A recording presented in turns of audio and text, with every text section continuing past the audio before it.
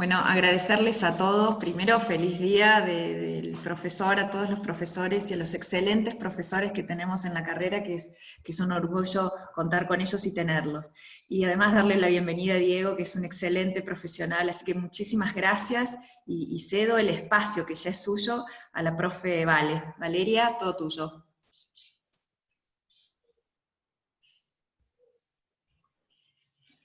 Está silenciada la Vale. Vale, a ver si te podemos Ahí escuchar. está, ahí Ahí está. está, ahí está. Ahí. Primero, gracias Pau por el espacio, ¿sí? Gracias a IES. Desde el inicio que yo le planteé a Pau la posibilidad de hacer esta vinculación con Diego, que está directamente relacionado con toda la tecnología, nos facilitó y nos abrió todos los caminos para que sucediera, así que gracias Pau y gracias a IES.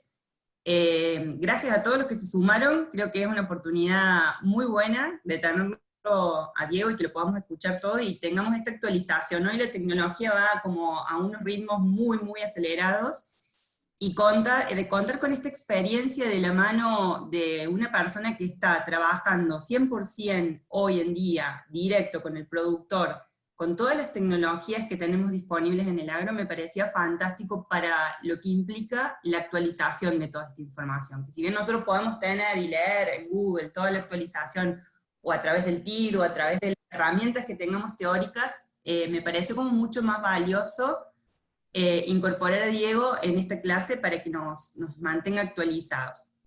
Primero, para aquellos que no me conocen, soy Vale Selva, soy ingeniera agrónoma, profesora de la materia de clima y suelo y también de manejo de suelo para la carrera de agronegocios, y también estoy en la parte privada en una empresa que ayuda a la toma de decisión en el riego, así que también relacionada con la tecnología y con lo que es agricultura de precisión. Por segundo, quiero presentar a Diego, que es ingeniero agrónomo. Diego también fue, bueno, es un amigo y mi ex jefe, así que tengo la suerte de poder hablar bien de mi ex jefe. Qué bueno. Y además una gran persona para mí, así que muchas gracias Diego por sumarte, y bueno, brindamos tu tiempo y tu conocimiento, lo cual yo valoro un montón. Y bueno, les cuento, Diego es ingeniero agrónomo, director comercial de NPKS, que si no me equivoco, Diego, no voy a robarte eso, pero sé que después nos vas a comentar un poquito de qué es NPKS y cómo suma a lo que es agricultura de precisión. También es director de tecnología en Hyterra, y a ver qué más me olvido. Bueno, Hyterra es una unidad de negocio que nuclea herramientas que permiten medir, gestionar y optimizar todo lo que no vemos, básicamente, que también nos va a poder contar un poquito Diego de eso.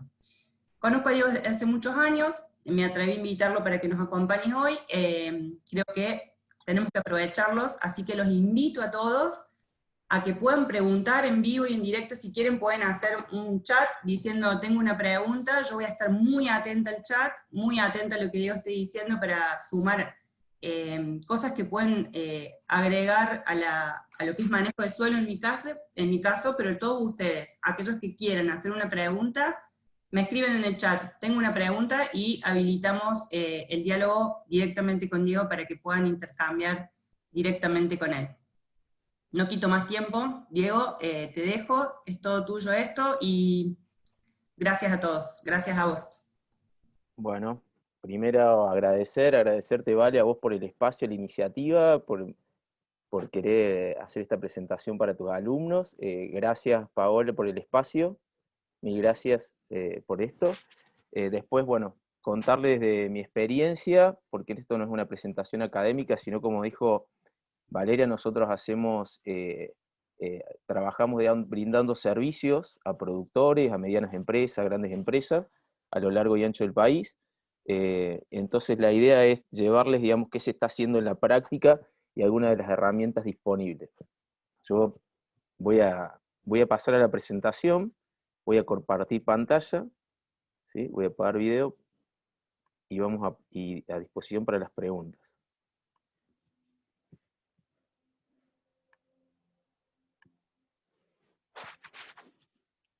Me avisan ahí cuando cuando se empiece a ver la pantalla.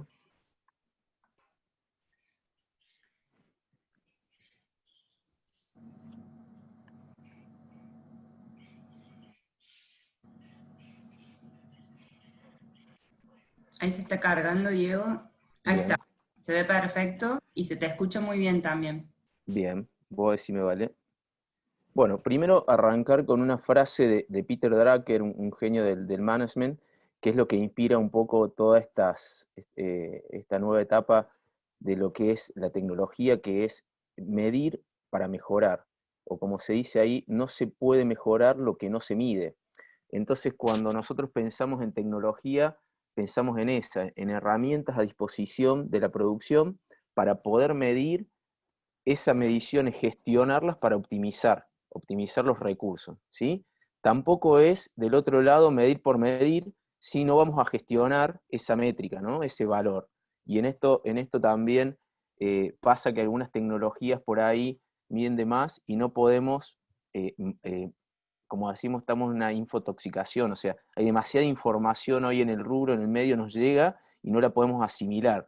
Entonces termina siendo un problema. Entonces, siempre si vamos a medir algo, que sea para gestionarlo y que sea con el fin de optimizar una parte, un proceso, un recurso. Voy a avanzar, me avisas. Dicho esto, vamos a tomar como eje para esta presentación lo que le llamamos un pack de precisión o lo que es un círculo o un ciclo de agricultura de precisión, ¿sí? No me voy a volver muy atrás para definir lo que es la agricultura de precisión o la agricultura por ambiente, pero esta tecnología no es nueva, empezó en los 90, tuvimos precursores acá, agrónomos muy relevantes, Bragacini, Martelotto con Inta Manfredi, que nos han marcado a nosotros, a que nos hemos formado en la parte agronómica, y esto nos dio, digamos, nos introdujo en un mundo de empezar a trabajar los campos, los lotes de forma más precisa. Hoy nosotros creemos que la agricultura de precisión es mucho más que solamente agricultura por ambientes, capaz que requiere otro capítulo después aparte, porque en realidad lo que vamos a manejar es todas estas tecnologías nuevas que van a exceder un poco a la presentación, lo que hacen es manejar de forma más precisa los campos, los lotes, las administraciones, para mejorar un poco la rentabilidad y la sustentabilidad. Yendo de lleno a lo que es la agricultura por ambientes, vamos a contar un poco este ciclo y lo vamos a desarrollar capítulo por capítulo. Vamos a ver lo que es un mapa de ambientes, este sería como el punto de partida, lograr ambientar los lotes, vamos a ver algunas tecnologías, vamos a ver cómo a partir de esa ambientación podemos ir a campo, recorrer estos mapas de forma práctica, o sea, en un vehículo, recorriendo un mapa de colores, e identificando y convalidando que ese mapa se correlaciona con el lote. Vamos a caracterizar ese ambiente en una segunda etapa, es la parte más importante. Vamos a obtener muestras de suelo, o la información que nos va a estar dando. Vamos a hacer una recomendación, ya sea nutricional, de corrección, ¿sí? Porque no solamente vamos a hacer la parte nutricional, entramos a correcciones de suelo, para suelos sódicos, para suelos salinos, problemas de pH, ¿sí? Vamos a recorrer un poquito. Vamos a armar una prescripción, esa prescripción es una prescripción digital que va a ir montado en una máquina, que esa máquina va a poder copiar un mapa a campo y va a poder poner dosis variable de semillas o dosis variable de fertilizante, lo que nosotros le indiquemos, o hoy hasta se pueden hacer pulverizaciones variables según un mapa de prescripción. Luego lo que vamos a hacer un monitoreo satelital de ese cultivo para ir siguiendo cómo se desarrolla ese cultivo y vamos a contar un poquito qué herramientas hay, cuáles son los satélites disponibles, y vamos a terminar en el mapa de rendimiento que lo elabora una cosechadora, ¿sí? Nos va a poner, yo le digo, nombre y apellido de los ambientes, o sea, cuántos kilos vamos a tener por cada ambiente, y con eso después vamos a poder cerrar el ciclo para un ciclo de mejora continua, ¿sí? Entonces ya vamos a tener ambientes definidos por rendimiento por cultivo, ¿sí? Meternos en mapa de ambientes, históricamente se ambientaba por mapas de rinde. ¿Qué hacía? Te metíamos una cosechadora, esa cosechadora nos generaba un mapa, como ustedes van a ver el de la izquierda, donde si bien están los valores chiquitos, estos colores corresponden a valores de rendimiento, los verdes oscuros son valores más altos de rendimiento, hacia los naranja y rojo que son los valores más bajos. Entonces, generalmente se puede todavía ambientar, algunos ambientan así, se hace una clasificación de esos mapas de rinde y se obtienen mapas de ambiente en función de mapas de rinde. ¿sí? De cosechadora. Hoy lo que más estamos usando es un mapa de productividad histórica que se llama, como van a ver a la derecha, donde es un mapa que se obtiene a partir de imágenes satelitales históricas, ¿sí? Por eso un mapa de productividad histórica. También nos va a dar ya un mapa de ambientes, nos va a definir, como dice la leyenda de este mapa, los ambientes, muy alta productividad, productividad promedio o media, baja y muy baja, y ya tenemos definidas las hectáreas de cada ambiente y el porcentaje en función del total del lote. ¿Sí? Acá vamos a ver, estas son imágenes a la izquierda van a ver un mapa de productividad, donde los colores azules oscuros son el ambiente más productivo, y el color claro o verde, verdecito claro tirando amarillo, es la zona menos productiva. Esto hicimos un relevamiento con un dron Phantom, un dron común, digamos RGB, pero queríamos ver cómo correlacionaba esa ambientación con el lote. Esto es la zona de Oncativo, Córdoba.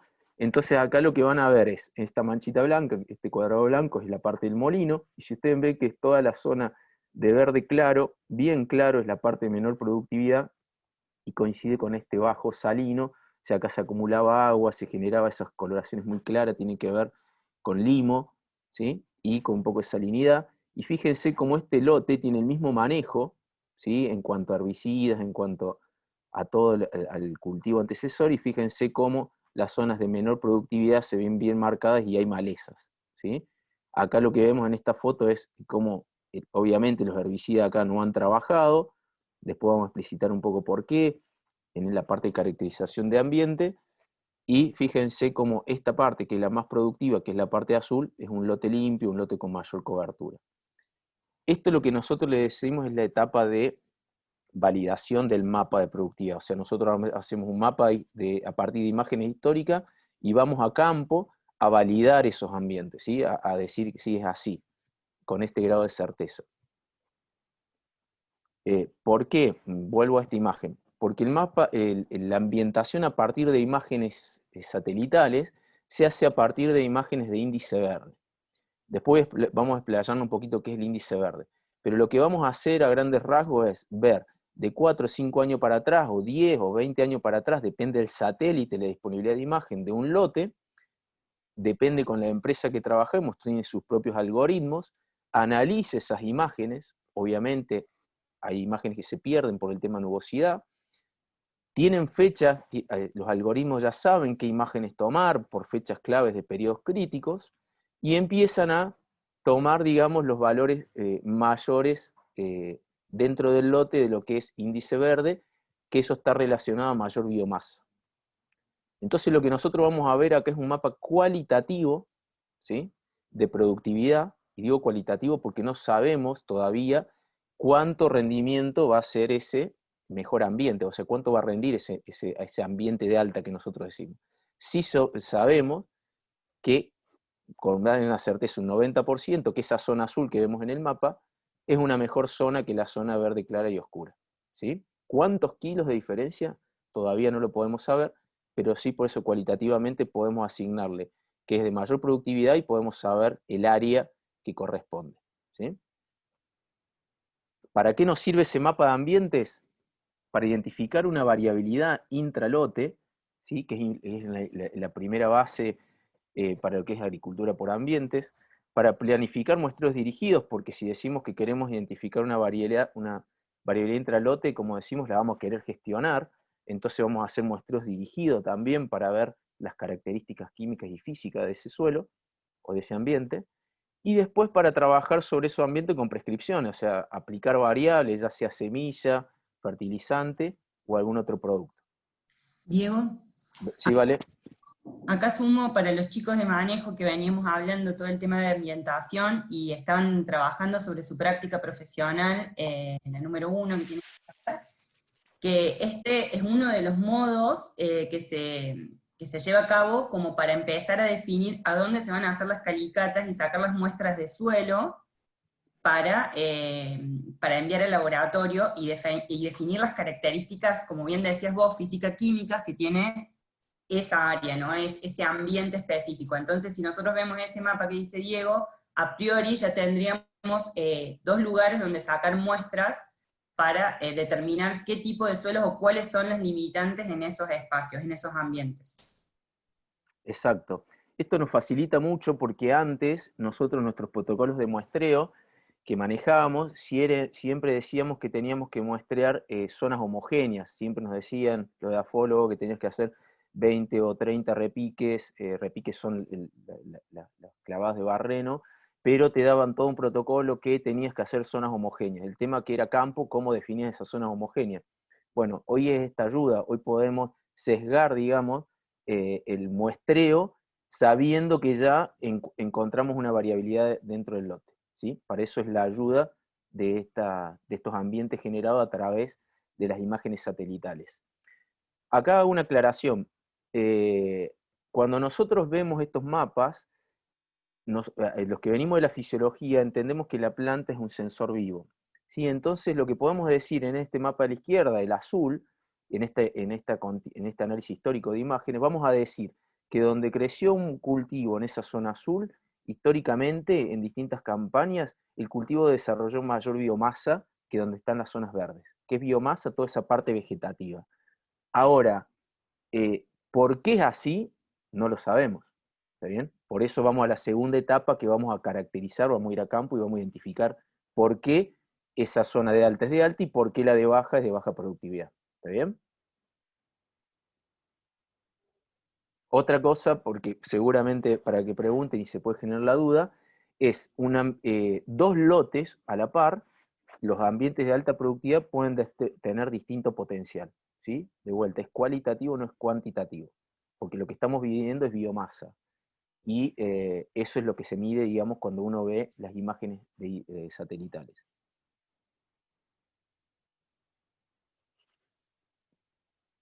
Bueno, acá ya nos vamos a meter de lleno más a la parte técnica agronómica, es decir, nosotros entendimos que hay una variabilidad de ambientes, ahora creemos que el eje de todo esto es caracterizar ese ambiente.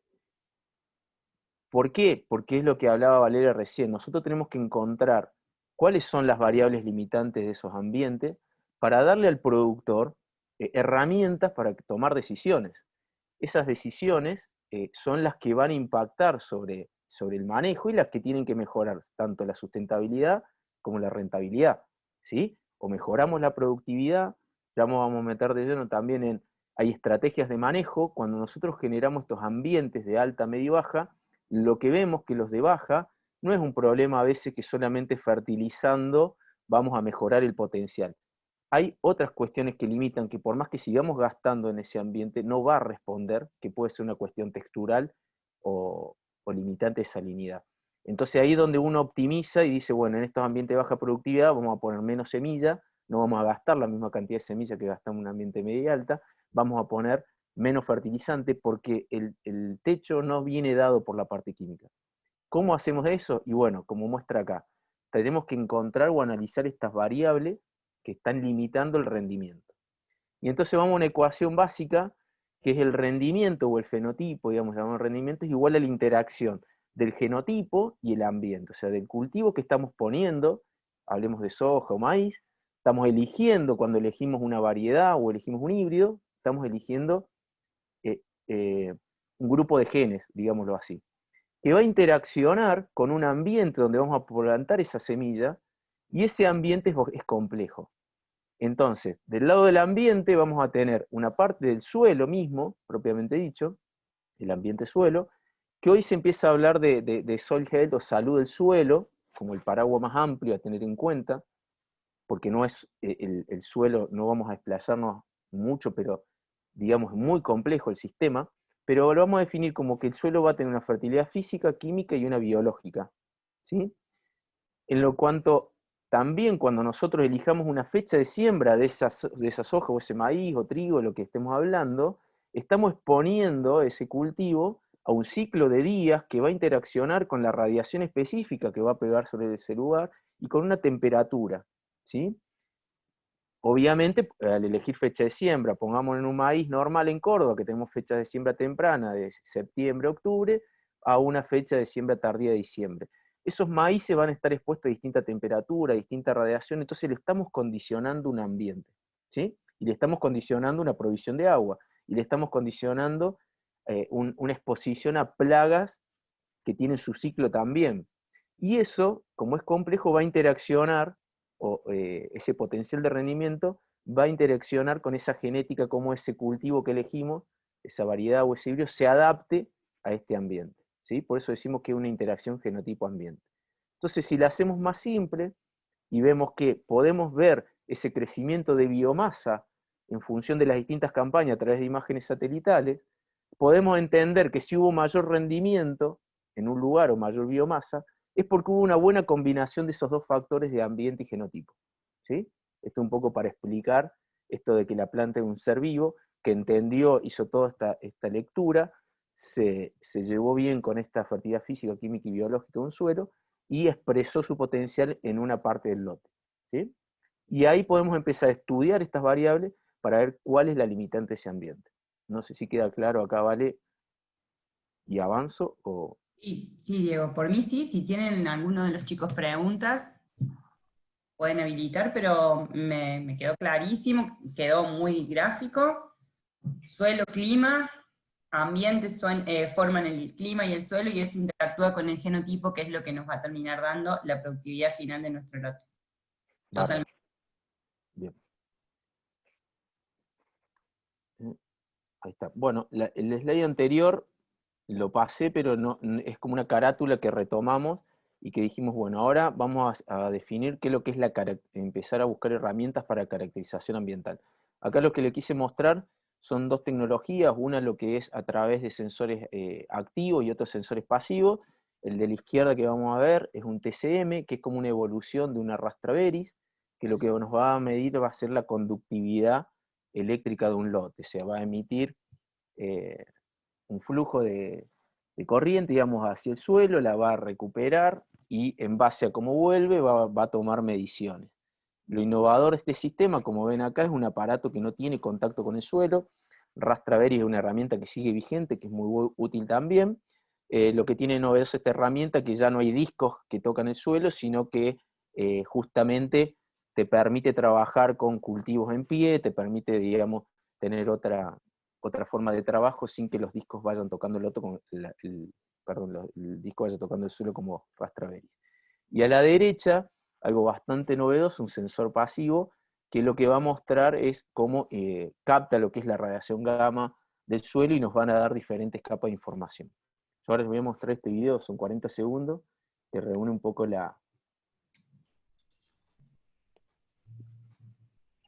resume un poco lo que es la tecnología. Puede ir montado en cualquier dispositivo, camioneta, tractor. ¿Qué información te brinda, Diego, la Rastra? ¿Cómo vale? Te escucho poco. ¿Qué información te brinda la Rastra? Bien, la información que brinda, como dice, a través, ahí está diciendo humedad relativa, capas de compactación, capas texturales, ¿sí? Todo eso, lo que es la parte del concepto de agricultura precisión, y como ven el gráfico de la derecha, siempre es trabajar por capas, o sea, vamos a tener las famosas capas de información. Cuánto podamos analizar o cruzar información de esas distintas capas, más rico va a ser el diagnóstico y la recomendación.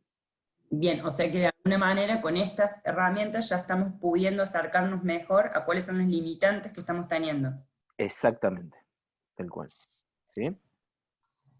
Para resumir lo que veíamos, conductividad eléctrica nos va a dar la cantidad de agua de suelo, nos va a dar, el TCM está trabajando en todo lo que es compactación, vamos a mostrar después otro método para medir compactación, nos va a dar altimetría, que no es poco, estos equipos también, más allá de, tienen un GPS, entonces, y por la cantidad de entradas que tienen en el lote, podemos construir un perfil plano altimétrico del lote, para saber también si esas condiciones que estamos viendo, esas variaciones, copian lo que es el relieve del lote, ¿sí? Bueno, como decía ahí, humedad, sales, peligros de sales, y lo bueno que trabajan en 3, 4, como decía acá, 4 profundidades para este caso, entonces vos ves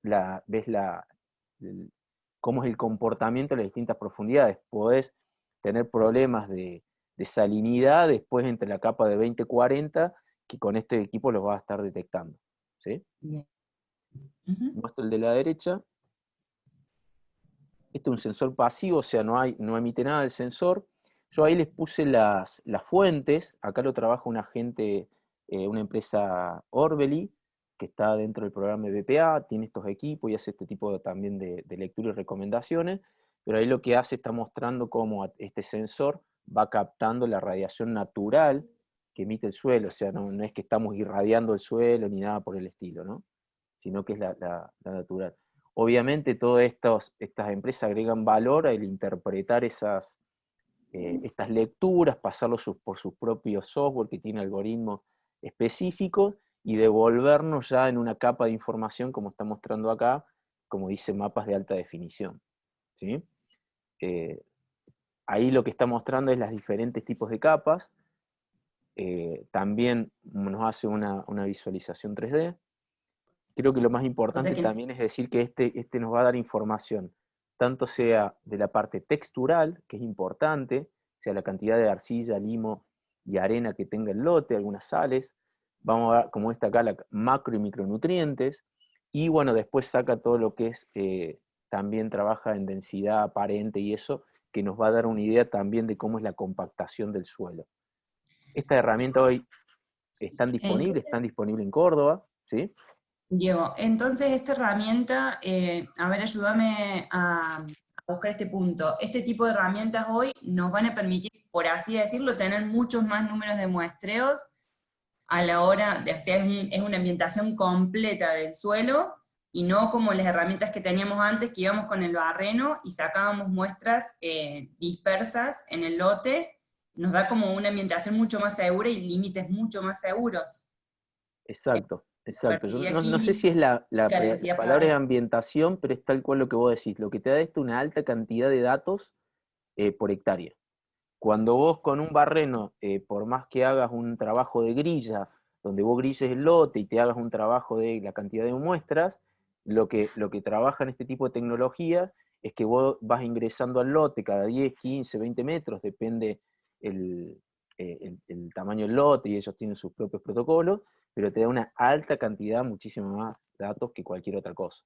Y Diego, la velocidad de análisis, porque esto ya sí. ingresa rápidamente, pasa por una plataforma y te devuelve cómo es la distribución, que es lo más importante, de Ujú. estas capas. Llamémosle Diego, fósforo, sí. una consulta. Acá hay una pregunta. ¿Sí? Mario nos pregunta que claramente, y está en lo cierto, que la radiación que emite el suelo, o sea, esta señal que está emitiendo el suelo para este sensor, no es la misma en un suelo desnudo con un cultivo en pie, ¿cierto? En este caso, Mm. la del sensor pasivo, siempre con suelo desnudo, cultivo en pie. No sabría decirle. De todas formas, para tranquilidad, estos llevan calibración, estos equipos. Llevan calibraciones porque también se complementan con muestreos, algunas muestras de suelo, ¿sí? Para justamente calibrar. Pero esa pregunta específica no sabría decirle. Si es, Diego, y cuando uno plantea el recorrido del lote, o sea, generalmente o es habitual que se recorra el lote completo o se recorre en partes y se definen no, sectores. generalmente se definen sectores, no sectores. Vos agarras el lote y tienen un trayecto como para que entiendan como si fuera una sembradora. Va y viene por el lote con un ancho de pasada. Ejemplo, será cada 15 o 20 metros. ¿Sí? Y después lo que Bien, trabajan estos y software es interpolando. ¿Qué quiere decir? Trabajan por interpolación de datos, van buscando los datos y a través de estadística van generando los datos que faltan. ¿Sí? y acá Mariana también nos hace otra pregunta. Los datos que nos tira, vos dijiste textural, fertilidad química. Cuando hablamos de fertilidad química, ¿es bastante amplio o va a nitrógeno, fósforo y potasio? ¿O qué otros datos más nos tira el sensor pasivo? El pasivo, bueno, ahí si vamos a la lista, tira macro y micronutrientes, tira muchos nutrientes. Ah, ¿Sí? buenísimo. Sí, Sí, sí, es muy bueno. completo. Sí, bastante completo. De vuelta, lo que buscan estos software es trabajar en calibraciones donde sea cada vez el valor de la obtención del dato más exacto, ¿sí? Al valor. Bien. Por eso complementan también con datos con algunos que tienen protocolos, pero la verdad que sería mejor hablarlo, contactar a gente de Orbel y cómo lo trabaja a campo, es por cuántas hectáreas hacen un muestreo de suelo, ¿sí? Como para Sí. apoyar en lo que está diciendo el software y trabajar en las calibraciones. Sí, eso está bueno mencionarlo porque también lo trabajamos nosotros, que es que si bien, digamos, están buenos porque nos independizan del muestreo, pero siempre tienen un par de muestreos y protocolos de trabajo que hacen que verifiquen si lo que está leyendo el sensor correlaciona bien con lo que dice realmente el análisis de suelo. Así que siempre se están trabajando con muestras de suelo a campo. Exactamente. De todas formas, podemos decir también que estas calibraciones que tienen que ver tecnología o este tipo de sensores con análisis de suelo, también, para ser claros, hay variabilidad de la entrega de datos en los laboratorios. O sea que tampoco es que, o sea, cuando uno lleva, para decirle a usted, a un laboratorio, si bien trabaja muchos bajo normas ISTA, que son normas que tratan de protocolizar y estandarizar las medidas, no siempre los mismos laboratorios, vos llevando una misma muestra a distintos laboratorios, te entregan las mismas mediciones, ¿no? Diego, acá Luciano también nos pregunta si has tenido experiencia en el uso de alguno de estos sistemas, tanto de la Rastraveris como el sensor pasivo, y si, a ver, espera que leo, si vos considerás que son precisos, y si también te da la pauta de dónde muestrear para hacer las muestras de suelo y llevar al laboratorio, si te tira, digamos, un panorama de dónde hacer las muestras dirigidas de suelo. Exacto, sí. Justamente los que están dando este tipo de servicio, hacen primero, digamos, el protocolo, pasan, por ejemplo, el sensor de la izquierda primero, y en función de lo que entregan los mapas, van y geolocalizan los muestreos, ¿sí? O hacen este muestreo dirigido, ¿sí? Y no sé la primera pregunta que me habías dicho. Dice, acá me dice el Soil Optics, que Sí. está preguntando por ese, si vos habéis tenido experiencia, si lo consideras un sistema preciso. No, Y, no tengo experiencias, pero sé que lo trabaja gente muy seria acá de Córdoba, como Orbeli, y hay otra gente de Buenos Aires también que lo está trabajando. bueno, ¿Sí? y lo de si te brinda un panorama para determinar muestras dirigidas. Sí, sí, porque o sea, volvemos a lo mismo, las capas de información que nos va a dar de cómo es la distribución de ese nutriente en el suelo, ya es información que nos va a venir a nosotros para ir a buscar después, a pinchar el lote y hacer estos muestreos para análisis de suelo.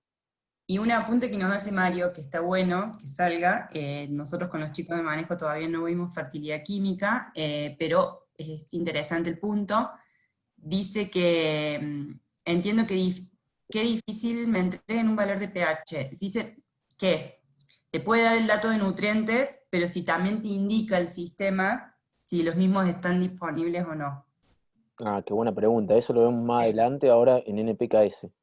Bueno, dale, genial. Pero está bien lo que él plantea, digamos. Una cosa es el dato, ¿sí? Sí. Por sí mismo es un dato, no es información. Ese dato hay que procesarlo, analizarlo en función de otros datos y terminamos en una capa de información. La información tiene valor agregado y eso es lo que está diciendo Mario. O sea, vamos a cruzar datos de pH, vamos a cruzar datos con el tema de nutrientes y vamos a ver la disponibilidad. El caso más común es el caso de fósforo, ¿sí? Que obviamente tiene un bloqueo por el tema de pH, el caso de zinc, como micronutriente, con su relación con el fósforo y con el pH. Entonces nos metemos en un tema muy complejo de nutrición, que es la interacción entre nutrientes y la interacción de nutrientes con pH u otras cuestiones, ¿sí? Bien.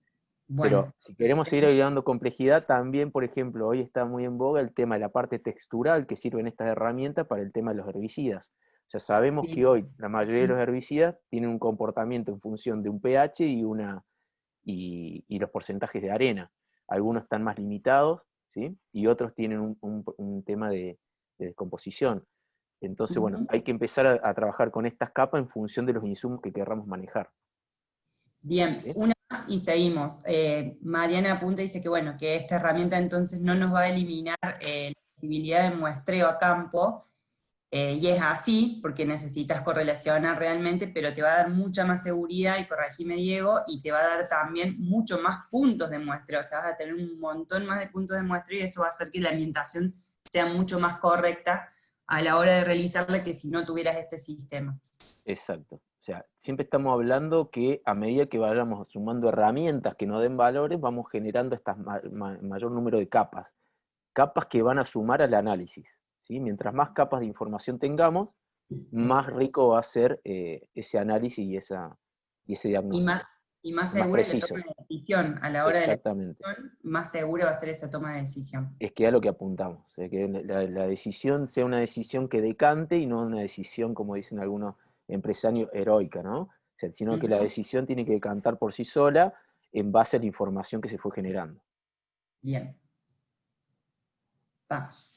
Acá otra parte es la parte, volvemos, este es un barreno que muchos pueden estar acostumbrados, la evolución del barreno, ya es un barreno hidráulico montado en una camioneta, que es lo que se le suma a este barreno, que es lo que es la herramienta para medir compactación. Nosotros creemos que la compactación es una enfermedad silenciosa del suelo que cada vez está más en boga, necesita mucho relevamiento, ¿sí?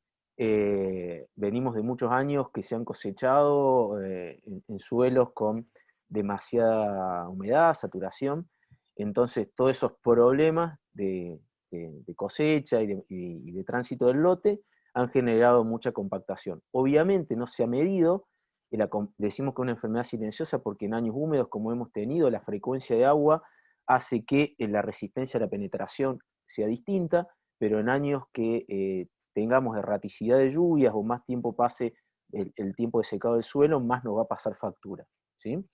Entonces, bueno, veíamos que TSM puede ser una herramienta, este equipo que hace con conductividad, y otra forma precisa es trabajar con estos barrenos, que además de picar, digamos, las muestras, sacar para fertilidad, va generando una aguja que va penetrando en el suelo, llega hasta los 60-70 centímetros, y va midiendo la resistencia a la penetración en megapascal, en unidad de presión, y nos va diciendo cuánto es esa resistencia a la penetración por centímetro, ¿sí? Y como vemos acá arriba a la derecha, vemos un gráfico que empieza una resistencia a la penetración baja, y después, a medida que va aumentando la profundidad, en el eje de las Y tenemos la profundidad, en el eje de las X tenemos los megapascales, y vemos como a medida que va penetrando esa aguja, la resistencia aumenta a valores extremos que llegan por arriba de 4 o 5 y vuelve en capas profundas a valores de 1,5 o 2. Para esto tenemos que decir que suelos con este tipo de equipos, suelos normales, están por debajo de 1,5 megapascales, de 1,5 a 2 o 2,5 ya es compacto, y por arriba de esos valores son muy compactos. Entonces vemos cómo estas muestras, cada línea con este color representa una muestra, ¿sí? Cada muestra está geoposicionada y nos va diciendo cómo se eleva ese valor de compactación. Y cómo empecemos a entender que podemos encontrar entre los 10 y los 20 centímetros, si bien acá está muy chica el número, entre los 10 y los 20 ven como las líneas se alejan hacia la derecha, nos elevamos valores muy altos de megapascales, y por debajo de esos valores 30-40 ya encontramos valores normales. Entonces con estas muestras, si ustedes ven abajo, ven como planillas de Excel, columnas, cada columna es una muestra geoposicionada, y podemos ver cómo en los primeros centímetros el color verde nos está diciendo que son valores normales, y ya ahí nomás, después de los 5 centímetros, empiezan estos valores naranjas, amarillo-naranja, que estamos hablando de suelos ya con mediana a alta compactación en el caso de los rojos, ¿sí? Y cómo por debajo de ciertos valores el suelo puede recuperar esos valores normales. Entonces acá lo que estamos hablando es un tema bien concreto de que va a haber una resistencia a la penetración de raíces en esos horizontes subsuperficiales, ¿sí? Entonces, a tener en cuenta, porque en un año húmedo no pasa nada, porque hay una relación de que mientras más humedad, la resistencia a la penetración baja, pero a medida que se seca el suelo se vuelve una capa muy compacta, ¿sí? Entonces, eso para tener en cuenta. Y después otra herramienta, solamente a modo de citarlo, que ustedes están más familiarizados, que son los análisis de suelo, como a través de una muestra vamos a tener, hay diferentes hoy servicios que dan los laboratorios, que son, llamamos una muestra completa, donde vemos macro, micronutrientes, pH y salinidades, y tenemos otras famosas muestras que se llaman de fertilidad, donde solamente nos entregan nitrógeno, fósforo y todo. Y después es importante ver hasta qué profundidad de muestreo trabajamos. Lo más común es usar es de 0 a 20, pero esa se está empezando a usar de 20 a 40 porque encontramos suelos con salinidades o pH alcalino debajo de los 20 centímetros, que si mostraríamos solamente de 0 a 20, nos perdemos ese dato, ¿sí? Bueno, ni hablar que nosotros somos más proclive también a empezar a medir compactación, porque la verdad que es un problema grave y que hay que encararlo de forma, digamos, a modo sistema, porque tiene que ver con el tránsito de las maquinarias, con la humedad del lote en la labor, y sobre información de la pérdida de rendimiento que ocasiona la compactación, ¿sí?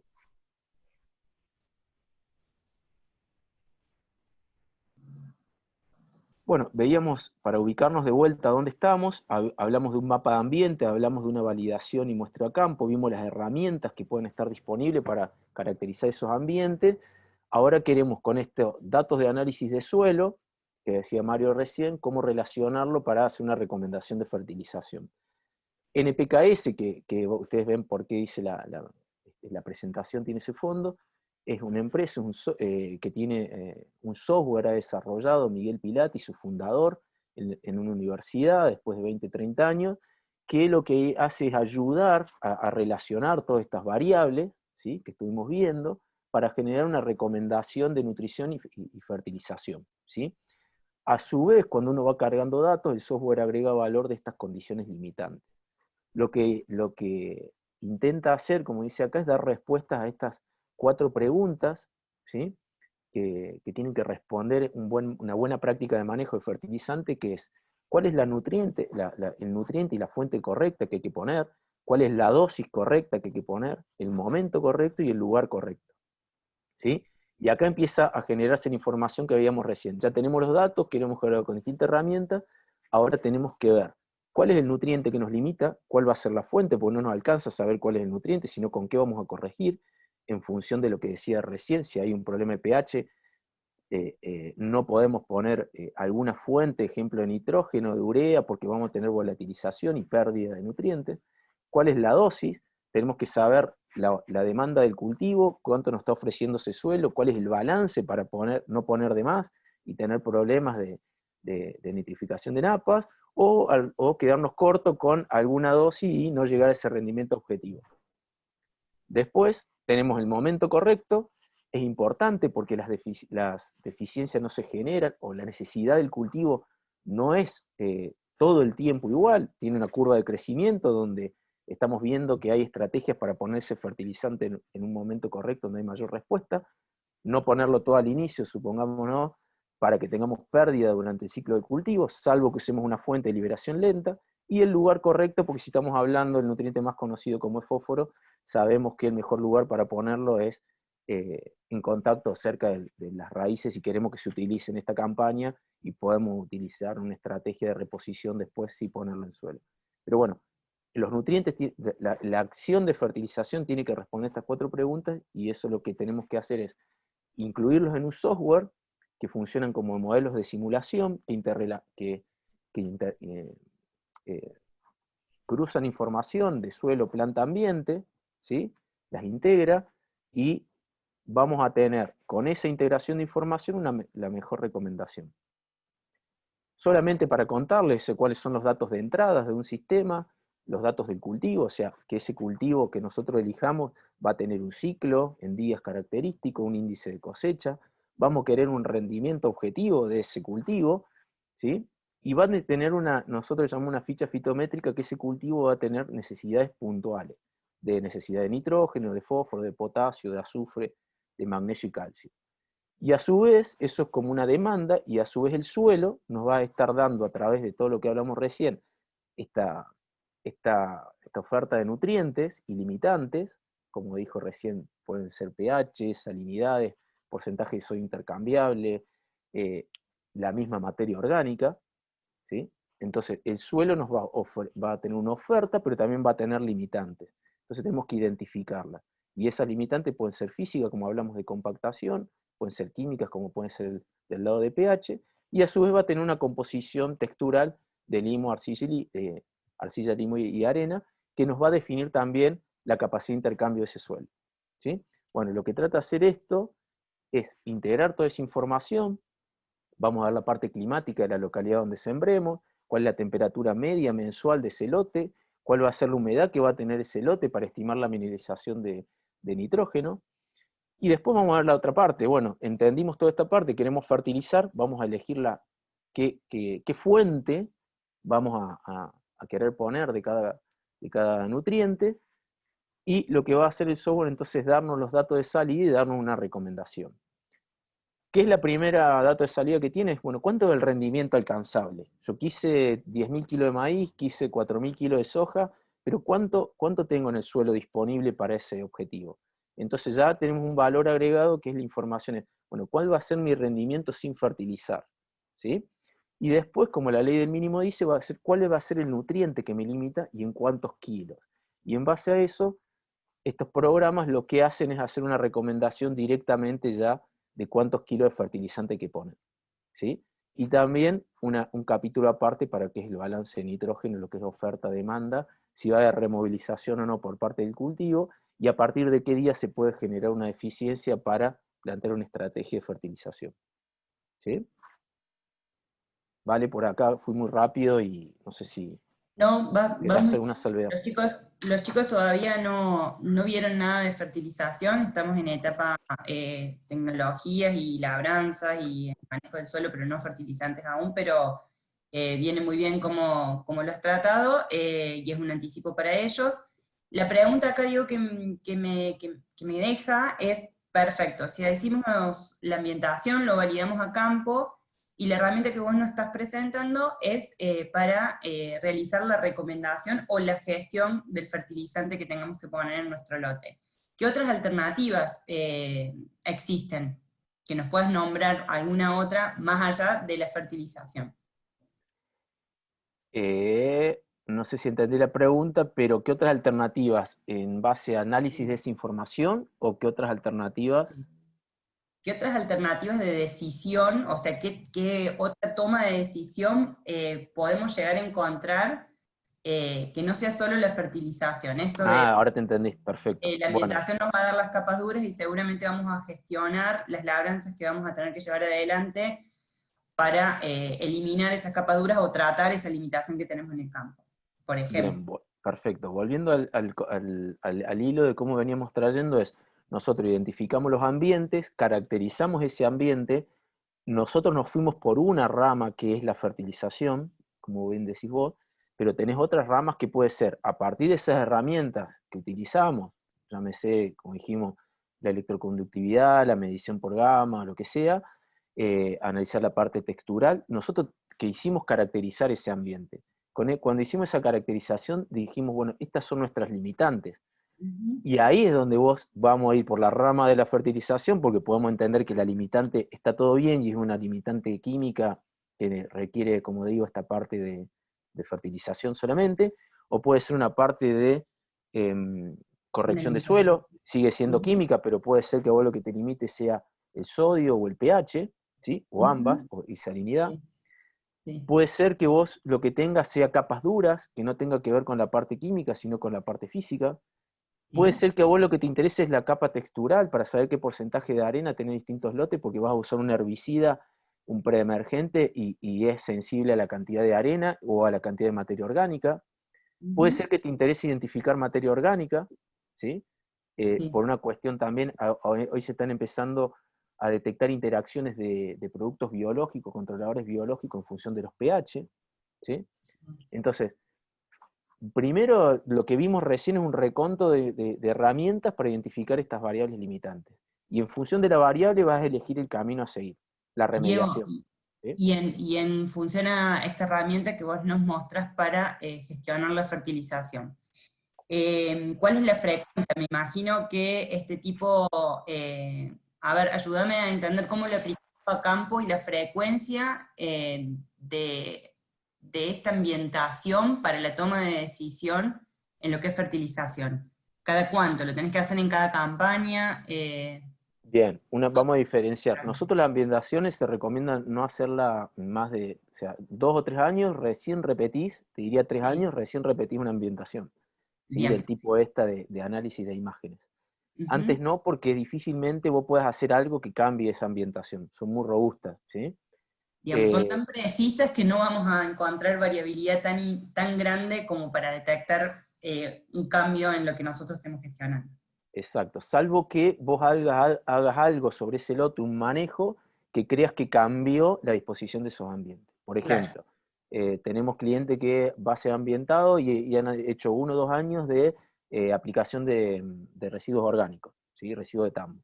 Bueno, pero ponen cantidades.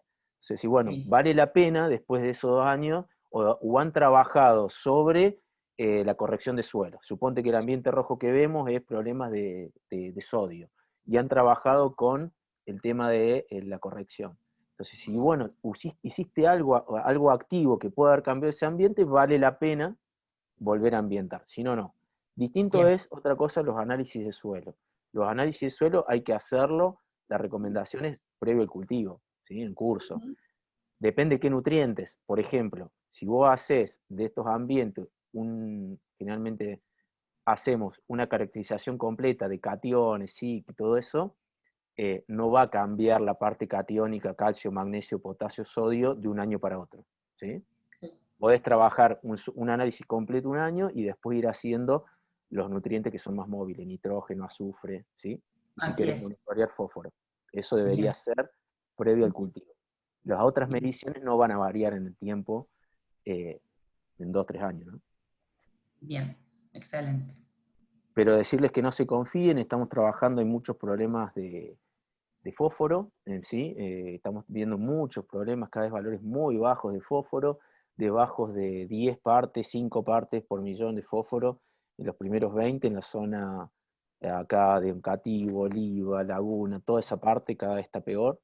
Estamos viendo, empiezan a aparecer problemas de potasio, que era un nutriente, un macronutriente que nunca se creía que iban a aparecer, no en Córdoba, en Salta, Entre Ríos. Hay una red de respuesta a la fertilización en potasio que lo llevan en la parte de Buenos Aires. Entonces, lo que creíamos que antes no había respuesta, cada vez empieza a haber más respuesta, ¿sí? Porque Sí, obviamente es un recurso finito y lo que se presentó en el último Congreso de Fertilidad, que en los últimos 10 años se comprobó la caída en los valores de fósforo, ¿sí? Cambios en tema de pH, baja de la materia orgánica.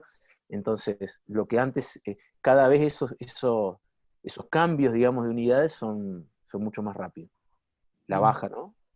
Ujú, sí, sí.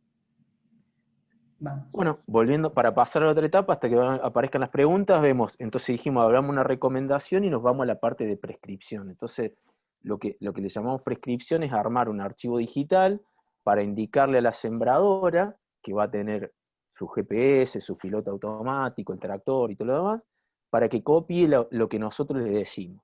Nosotros decimos, si volvemos a la hoja anterior, cualquiera de estos dos mapas, este de ambiente u otro, podría decir cada color de estos podía referir a una dosis tanto de semilla o de fertilizante.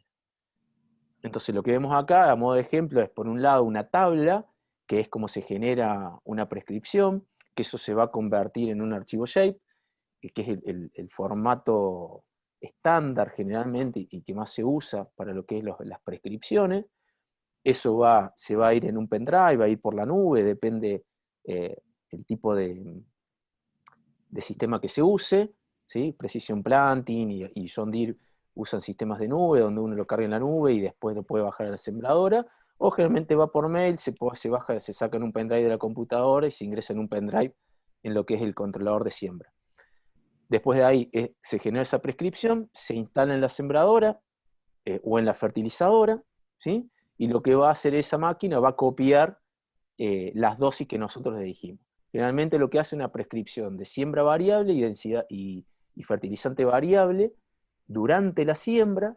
Después se hacen prescripciones de fertilización variable, tanto sea para líquidos, tipo sólico, algún fertilizante líquido, ONE, o hoy está más en boga el tema de la fertilización sólida con estas máquinas autopropulsadas, tipo Fertex, Altina, con distintas marcas, que lo que hacen solamente la labor de bolear el fertilizante sólido a través de una prescripción, ¿sí? Que también se hace. Acá lo que Diego, estoy mostrando, y, sí. y también hay sistemas para lo que es control de maleza, o estoy equivocada, en cuanto a la ambientación con malezas y los herbicidas que se utilizan o no. Sí, se puede hacer, pero ahí es, vos variás, en la prescripción que se le da a la pulverizadora es, aplico o no aplico, generalmente, se puede hacer, lo vamos a ver si querés después más adelante en alguna imagen satelital, vos podés hacer aplico o no aplico la fertilizadora, sí o no, o podés variar caudales. Claro. Que decirle a la pulverizadora que en un ambiente ponga 40 litros, en otro 60 y en otro 80, suponte. ¿Sí? Pero hay que ser finito con el tema qué herbicida se usa para que Claro. sea relacionada al caudal a la dosis. ¿Sí? Que ahí lo linkeo un poco con lo que vos decías, esto de la ambientación y los tipos de suelo, y la relación con los herbicidas a usar para no tener problemas de residualidades y no generar daño al cultivo. Entonces, Exacto. también, digamos, ahí tenemos otra beta. Esta es la de la hora de la siembra y la fertilización, y también tenemos la posibilidad de ser como mucho más sustentables y cuidadosos en el momento de usar, por ejemplo, herbicidas. Herbicidas es una, y también se han hecho aplicaciones variables de fungicida, por ejemplo, en trigo, Ah, mira, no sabía. variables, ¿sí? Sí, sí, vos variando los caudales, obviamente la dosis tiene que ir relacionada al caudal, o sea, más litro de agua pongo, más ingrediente activo del producto que tengo en el tanque va a ir y va a Ujú. haber una relación directa, ¿no? Bien. Aquí siguiente. Bueno, acá nos metemos de lleno a un capítulo que es un mundo aparte, que es el uso de satélites o de las imágenes que nos proveen estos satélites en lo que es la agricultura. Para citar más o menos y encuadrar un poquito, tenemos los satélites, digamos, o los que son sensores pasivos, estos sensores que nos va a analizar la radiación que llega, o el espectro visible, o visible o invisible que llega desde la Tierra, y después, como está en la parte que charlamos un poquito adelante, abajo a la derecha, cuando iniciamos la charla, lo que son sensores activos del tema de radares, ¿sí? Vamos a ver los pros y los contras de cada uno. Lo que más te está usando hoy en agricultura y lleva varios años es el satélite Landsat, ¿sí? Fue uno de los primeros que se empezó a utilizar. Después en el 2015-2016 empezamos a usar el satélite Sentinel, ¿sí? De mayor llamémosle precisión, de un píxel de 10 metros, 10 metros contra el Landsat. Vamos a repasar una tablita. Después, más adelante, aparecieron los satélites más chicos, que fue el Rapiday, que fíjense acá la cantidad de kilos que tiene un satélite con respecto a otro, lo que está mostrando este slide o estas fotos del tamaño.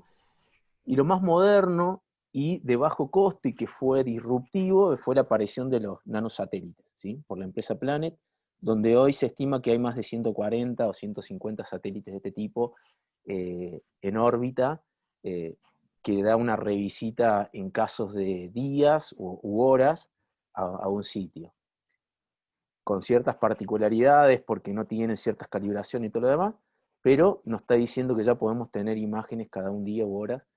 Hay una empresa argentina también que está enviando este tipo de nanosatélites, y abre otro espectro, digamos, que con estas revisitas, otro tipo de servicio. También lo que fue disruptivo fue que Sentinel es un satélite abierto de imágenes de acceso libre, y lo que fue disruptivo los últimos 2 años es que Sentinel no tenía una frecuencia estable de revisita, y hoy ya estamos teniendo revisitas de 5 días para la mayoría de nuestros lotes. Otra salvedad es que, bueno, Planet y Rapiday son de esta constelación, son de la empresa Planet, ¿sí? Y lo que tiene Rapiday a distintos otros satélites que se puede programar, ¿sí? Se puede pedir a las empresas que programen zonas, digamos, en zonas y fechas de mayor revisita. Nosotros trabajamos 2 años con nanosatélites, la verdad que fue una experiencia muy buena. Eso también fue disruptivo porque también reemplazó un poco a la tecnología de drones, a todo lo que era dron con cámaras multiespectrales, obviamente, y lo que hubo un problema comercial al medio donde todavía no definen cuáles son los precios de los servicios para Latinoamérica, porque habían cedido la comercialización a una empresa norteamericana que se llama FarmerEd. Eso descontinuó la comercialización en Argentina, pero creo que ahora puede volver de la mano, van a volver a abrir las operaciones y se va a poder contar con los servicios de Planet, digamos, entre distintas plataformas. ¿Sí? Y lo que es el tema radar es un poquito más nuevo, ¿sí? Si bien hay unos Sentinel que tienen radar, todo lo que es la interpretación de esa información de radar es mucho más nuevo. Lo que tiene de bueno el tema de radar es que nos evitamos todo lo que es la parte de nubosidad. Vamos a ver si pasa lo siguiente. ¿Vos te referís, Diego, a los radares en satélite o radares de tierra? No, en satélite. Ah, no sabía. Está bueno. Sí, todos estos. Bueno, acá, si paso a la siguiente, que me dé para hablar un poco de la revisita, va a haber una tabla y ahí vamos a contar un poquito. Pero básicamente, ¿cuál es el productor? Hoy te pregunta, bueno, ¿para qué voy a usar esta tecnología? ¿Qué es el beneficio que me va a dar? Entonces, hoy en 3 grandes ejes, un poco el control, ¿sí? Podés contar con plataformas que te dan periódicamente un índice verde, como dije, Sentinel con una revisita de 5 días, hoy podemos contar en un lote, cada 5 días una imagen, entre comillas, cada 5 días, porque dependemos de la nubosidad, ¿sí? Poder hacer un monitoreo eficiente a partir de esta imagen, listo, obtenemos esta imagen, la entendemos, y podemos programar un monitoreo a campo en función de la última imagen de índice verde, ¿sí? Entonces ya vamos a mostrar cómo se pueden dirigir esos monitoreos. Y a su vez empiezan a aparecer estos software o estos algoritmos que nos van o hacemos la detección a ojo, ¿sí? Como podemos hacer nosotros, interpretar que cambió el índice, o empiezan a ver estas plataformas que nos miden estas anomalías, las detectan, analizan entre imágenes y nos hacen un mapa de anomalías, entonces no hace falta interpretarlas, sino ya nos figura el mapa, ¿sí? Encontrando estas anomalías dentro de las imágenes. Para estandarizar un poquito qué es el índice verde, ¿por qué se trabaja con índice verde? Porque es uno de los índices de muchos más años de análisis y antiguo, llamémosle. Y lo que hace el índice verde, como dijimos que era un sensor pasivo, es nos va a distinguir o nos va a interpretar cuánta radiación roja va a volver, o sea, sabemos que el espectro tiene varios colores, dentro del rojo, el verde, el azul, lo más conocido. Llega radiación, digamos, la clorofila para generar fotosíntesis, utiliza el valor del rojo, ¿sí? Si hay buena fotosíntesis, debería volver poca rojo a la atmósfera. Entonces, como vemos en el cuadro de la derecha, si llega X cantidad de visible, si el cultivo está sano y está productivo, las membranas están buenas de los cloroplastos y tienen buena clorofila, debería utilizarse toda esa radiación para producir fotosíntesis y no debería volver tanto a la atmósfera. Entonces, como vemos en el cultivo de la derecha, llega el espectro visible, el cultivo no está sano, llamémosle así, o está terminando el ciclo, entonces lo que vuelve del rojo es mayor. Y por el otro lado tenemos el infrarrojo, entonces lo que hace el índice verde es relacionar el infrarrojo menos el rojo en el numerador, y en el denominador es el infrarrojo más el rojo. Entonces lo que estamos midiendo es cuánto de ese digamos, cuán sano es ese cultivo en base a esta relación de radiación que llega, el cultivo la procesa, llamémoslo así, y cuánto vuelve. Esa relación es lo que nos genera un índice que va de -1 a 1. ¿Sí? No sé, Vale, si fui claro. Sí, los invito a todos ahí si quieren alguno preguntar, si quiere activar el micrófono y sacarse la duda del NDVI, que es uno de los índices que nos está tirando los satélites, que en realidad es como que el satélite no te tira el índice, sino que después hay todo un proceso, Exacto. análisis de información que manda el satélite, que seguramente hay un montón de logaritmos que están funcionando para alargar el índice. Sí, en realidad este cálculo de índice es algebraico, como ven ahí abajo es una banda menos otra banda sobre la suma de las dos. Lo que hacemos, por ejemplo, hay un programa que se llama QGIS, que podemos descargarnos, por ejemplo, las bandas de Sentinel, no me acuerdo ahora si es la banda 8 y la banda 4, vos bajás esas bandas por separado y después podés calcular, usás este software, que puede ser QGIS, puede ser otro, pero te digo, vos descargas las bandas por separado y después haces, a través de este cálculo de índices, podés jugar con esta matemática entre bandas, las cruzás y te da este índice, ¿sí? De hecho, Diego, sí. ¿Estos índices ayudan a diferenciar qué cultivo estás viendo en la imagen, o cambia por cultivo el índice, o es más por la actividad fotosintética? No, tiene que ver más por la actividad fotosintética. Si queremos trabajar para identificar cultivos, nos metemos en otro trabajo que es a partir de las firmas espectrales.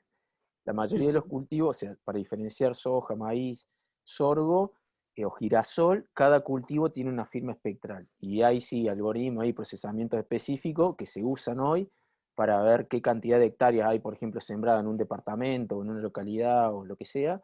Se usa otro servicio que es a partir de firmas espectrales de cultivo, decirte qué cantidad de hectáreas hay de ese cultivo a campo. ¿Sí? Bien, o sea que entonces los valores son estándares, van de -1 a 1, no nos indica el cultivo, pero sí nos indica el estado de ese cultivo. Exacto. Bueno, Y acá, para aclarar un poco, es el cultivo. Entonces nosotros vamos a medir un índice, ¿sí? En un momento dado. Vemos acá cómo es el ciclo del cultivo a lo largo, digamos, de la fecha de siembra y su desarrollo ontogénico, y lo que vamos a ver es, vamos a tener distintas realidades. Va a tener un barbecho, un suelo desnudo donde no hay cultivo, vamos a sembrar, va a ir creciendo ese cultivo va a ir ocupando suelo, ¿sí? Entonces ya vamos a dejar de ver lo que nos dice el suelo para empezar a ver cuánto vemos de cultivo, ¿sí? Y ahí, a partir de ahí, cuando ya entendemos que está todo saturado, o sea, que todo el suelo lo está ocupando el cultivo, ya vamos a ver solamente el índice del cultivo, ¿sí? Y es así que vemos de a partir de este rojo acá, índice de floración para adelante, cómo empezamos a ver solamente ya el cultivo. ¿Por qué digo esto? Porque no siempre hay un solo índice para ver todo el ciclo y es tan eficiente. Hay, por ejemplo, para etapas tempranas y etapas de finalización de cultivo, creemos que uno de los más eficientes es un índice EBI, que es un índice que filtra más el tema del efecto de suelo, ¿sí? Y para después, bien lleno, en la parte centro de crecimiento de la curva de crecimiento del cultivo, que podemos ver acá, trabaja excelente el índice verde, ¿sí? Y después hay que ver, nos metemos en un mundo, por eso digo, que este es un índice. Después empieza a haber índice NWI, que es para ver el tema del agua. El EBI empieza a ver el índice de clorofila. eh, Hay varios índices. O sea, a medida que nosotros, estas bandas que nos van entregando el satélite y hagamos análisis entre bandas, empiezan a aparecer distintos índices. ¿Qué querramos hacer nosotros? Si es solamente monitorear un cultivo, usaremos el EBI y el NDVI. Si queremos hacer una refertilización nitrogenada que se está usando en trigo, suponte una gramínea, que es la más conocida, podemos usar otro índice. Si queremos evaluarlo a través de la clorofila, usamos otro índice, ¿sí? Y depende de los satélites, es las bandas. bien.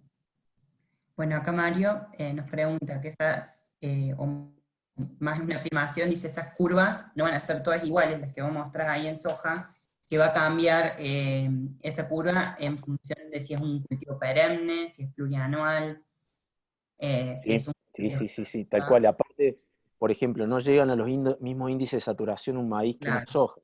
¿Sí? Un Ujú. maíz llega mucho más. Vamos a ver, por ejemplo, estos azules bien oscuros, con 0,8, 0,9, pónganse de NDVI, cuando una soja del máximo te pueda llegar a 0,7. También, que se pasan cosas cuando el maíz panoja, ese panojamiento del maíz te puede dar una pequeña caída en el índice, y no así te está indicando esa caída que tener un problema sanitario, sino es algo natural. Volvemos, volvemos a lo mismo que antes, cuando hacíamos la ambientación, bueno, nos permite identificar el sector y tenemos que volver a campo y revisar esa imagen localmente, ¿no? O sea, nos ayuda a identificar los sectores de muestreo, en este caso de cultivo. Exactamente. Vamos a ir un poquito más rápido acá. ¿Para qué nos serviría? Por ejemplo, detección de alertas. Ustedes ven acá cómo se marcan estas cuestiones rojas, estos NDVI bajos dentro del lote.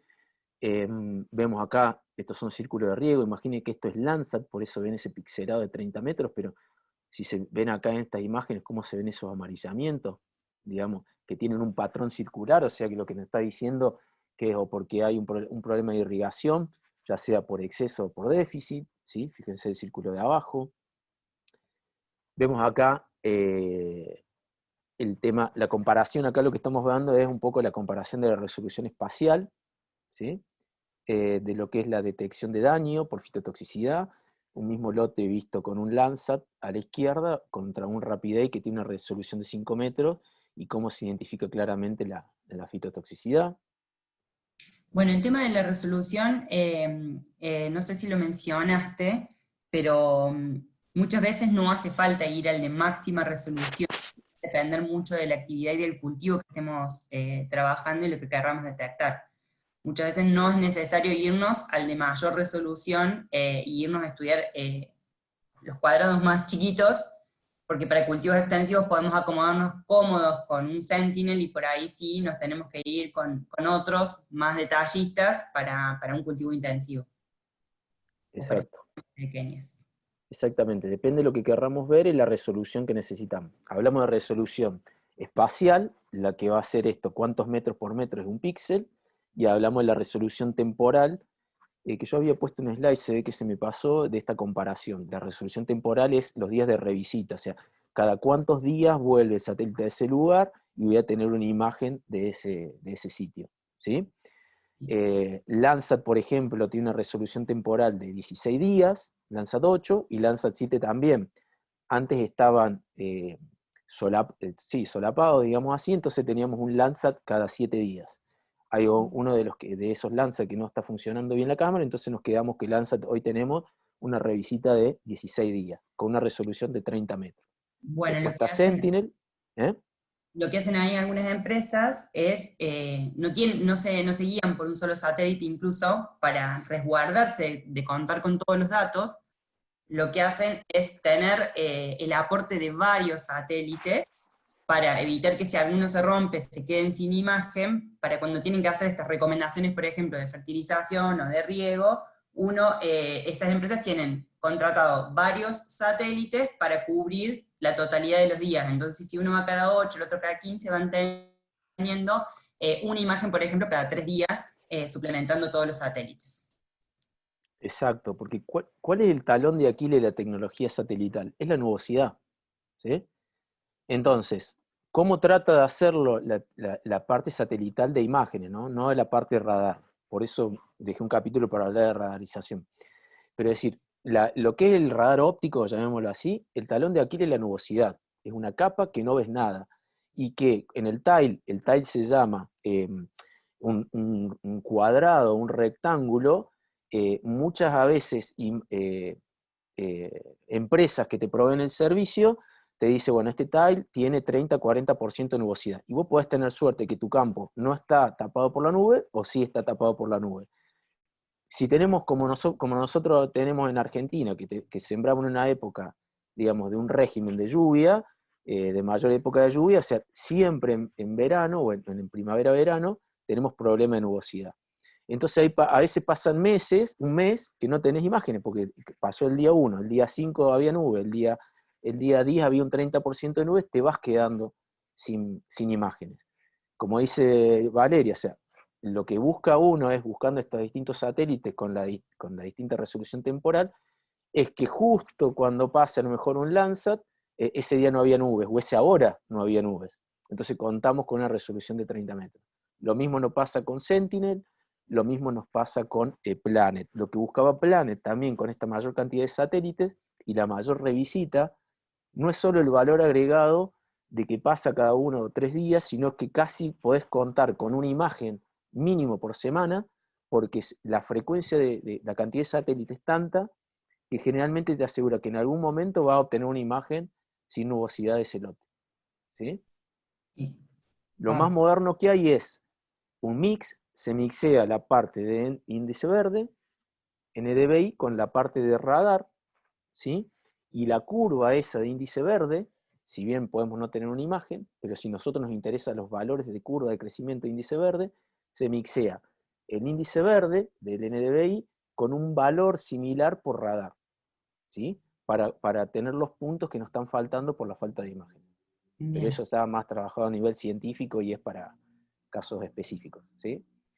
Pero bueno, esto que estamos viendo acá es una resolución por ahí que contaba Valeria, de si aplico o no aplico con la pulverizadora. Este es un RapidEye con resolución de 5 metros.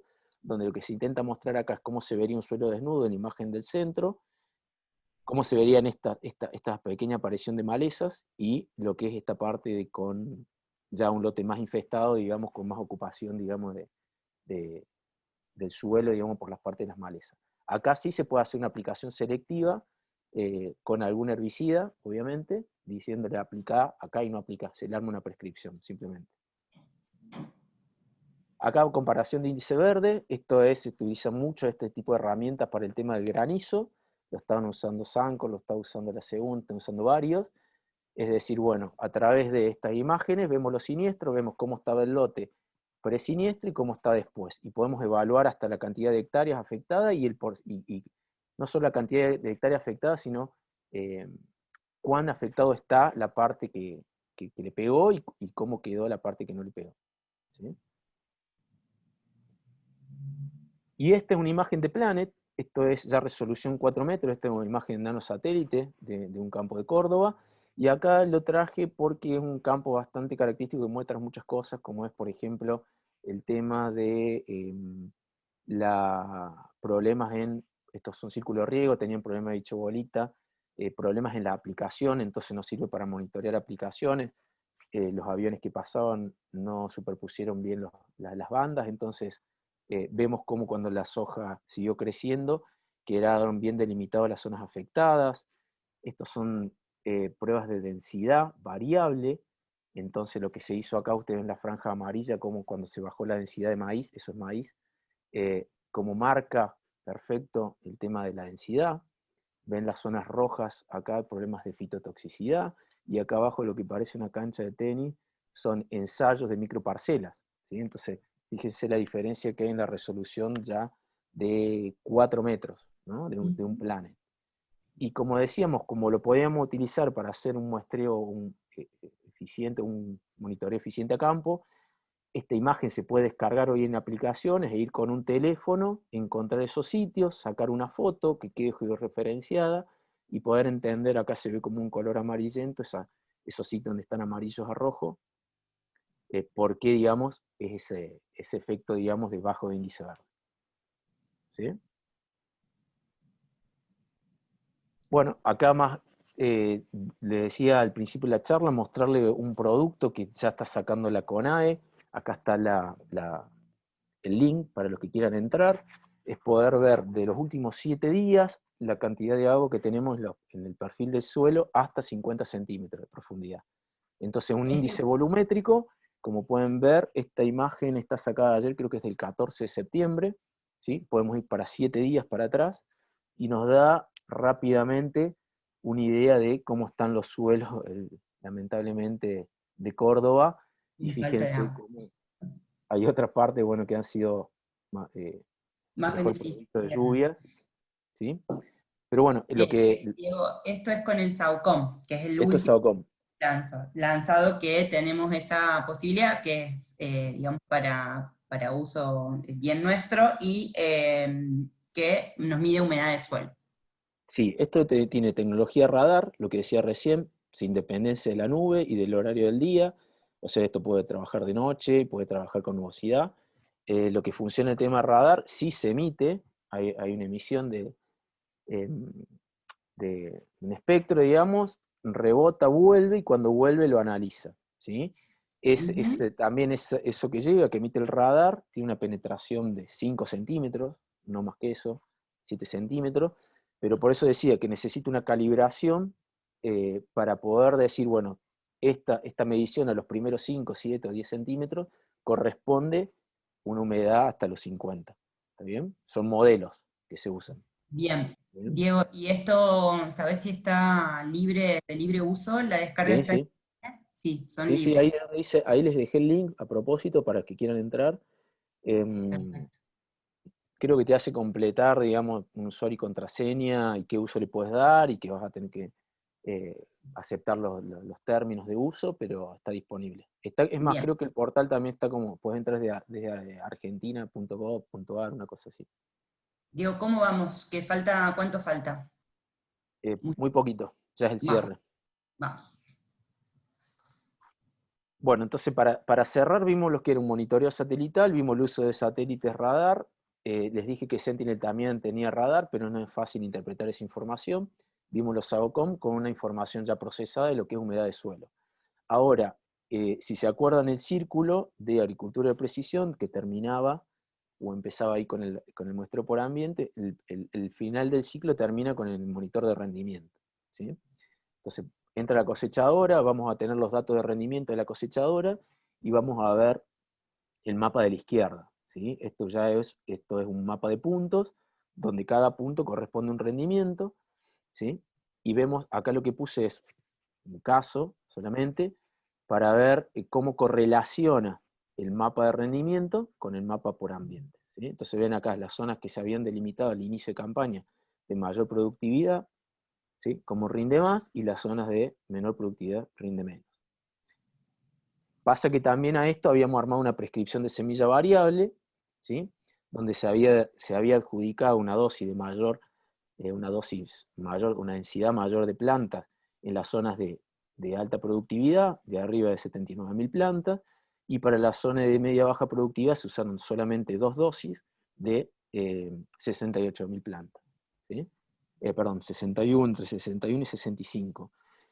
Acá ya planteé otra cosa Valeria, que es la telemetría puesta en maquinaria, que esto es un mapa de trabajo. Acá la sembradora nos está devolviendo ya cómo trabajó y cuál fue la dispersión de dosis de la prescripción que nosotros armamos. Nos sirve para ver si lo que nosotros elegimos la máquina lo copió bien y con qué dispersión de trabajo. Y acá, como vemos, es el mismo mapa de siembra, ¿sí? Ya relacionado a esas prescripciones que habíamos armado al mapa de rendimiento. Acá lo que hacemos es empezar a comparar si hubo correlación o no. Entonces vemos que las zonas de mayor respuesta de rendimiento obviamente corresponden a la dosis mayor, al ambiente de mayor productividad, y tuvimos picos de 12.000 a 14.000 kilos, ¿sí? Y en las zonas de baja productividad, que también le asignamos menos semilla, tuvimos rendimiento de 5.000, 6.000 kilos para abajo, ¿sí? Bueno, y acá termina con una frase que es como que tenemos en los brochures de PKS, que el suelo productivo es el fundamento de la agricultura perdurable, sin la cual no puede haber prosperidad ni progreso, ¿sí? Bueno, bien.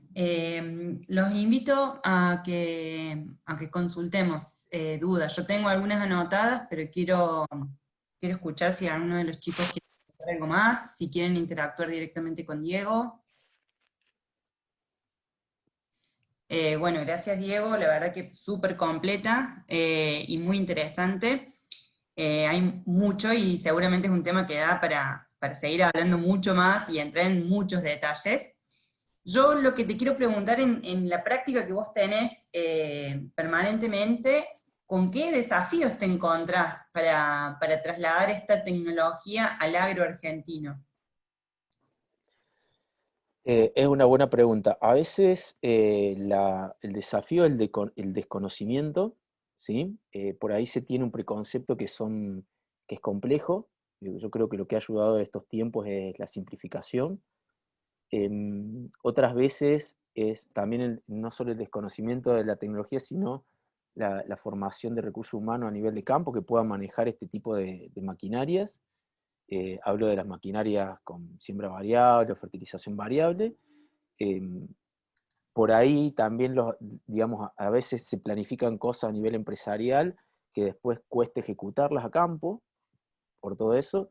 Yo te diría que esos son los desafíos: el desconocimiento, los preconceptos, y bueno, y también siempre obviamente darle la derecha al productor de que a veces no ponerlo en números. Decir, bueno, si yo invierto por esto, hago todo variable, ¿cuánto más rentable va a ser por hectárea que versus el manejo que yo vengo haciendo? Y bueno, eso es lo que Bien. nosotros nos chocamos todo el tiempo, de poder demostrarle cuántos son los cambios en el margen bruto o en rentabilidad por hectárea, ¿no? Bueno, eso es bueno porque una de las preguntas que salió hoy mucho más temprano, que les dije que le íbamos a responder un poco más al final, preguntaban el costo. Yo creo que el costo por ahí es más difícil de dar un valor determinado de lo que puede salir una herramienta de estas, sino es, bueno, cómo impacta, cómo haces la evaluación o qué variables se tienen en cuenta para determinar el costo de la aplicación de esto.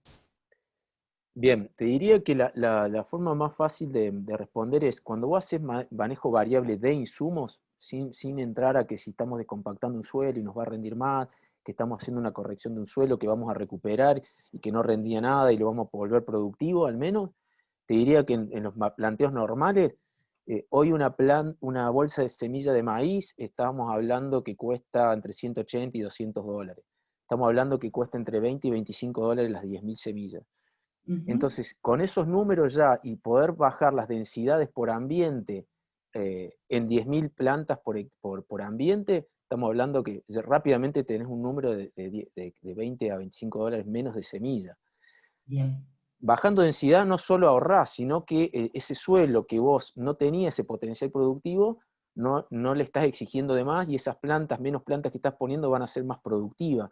Entonces a veces lo que se apunta a nivel del lote es mejorar el promedio del lote, ¿sí? O sea que el suelo, exigirle más al ambiente productivo, menos al menos productivo, y eso te va a hacer levantar el promedio del lote.